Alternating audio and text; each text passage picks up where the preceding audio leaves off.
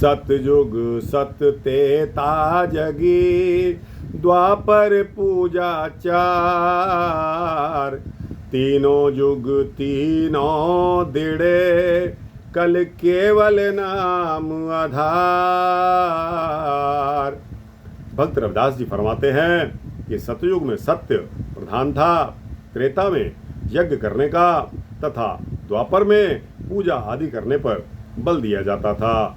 इन तीनों गुणों में से तीन कर्म प्रधान थे, परंतु कलयुग में केवल नाम ही जीवात्मा का सच्चा आधार है। मुक्ति सब युगों में नाम द्वारा ही प्राप्त होती थी।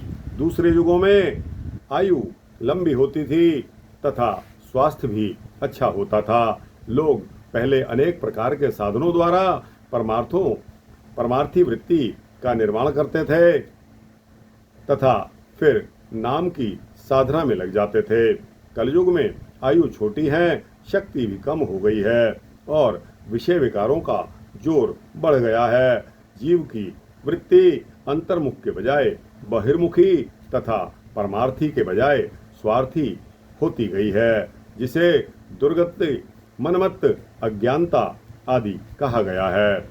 गुरु जी फरमाते हैं कि कलयुग में मृत्यु तथा यमदूतों के भय और दुर्गति को नष्ट करने का एकमात्र साधन परमेश्वर का नाम है। इसलिए अन्य सभी साधनों से ध्यान निकालकर केवल नाम की कमाई पर बल देना चाहिए।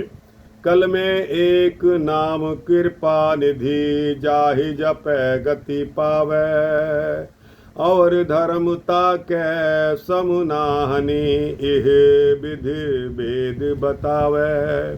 कलयुग में कृपा निधि प्रभु का नाम ही मुक्ति को प्राप्ति का एकमात्र उत्तम साधन है। वेद आदि धर्म ग्रंथ भी इस सत्य को स्वीकार करते हैं कि अन्य कोई भी साधन नाम की कमाई की बराबरी नहीं कर सकता। आप फरमाते हैं, कल में मुकत नाम ते पावत, गुरु यह भेद बतावे। कहो नानक सोई नर गरुआ, जो प्रभु के गुण गावे। जिह्वा गुण गोविंद बजो, करन सुनहु हरि नाम।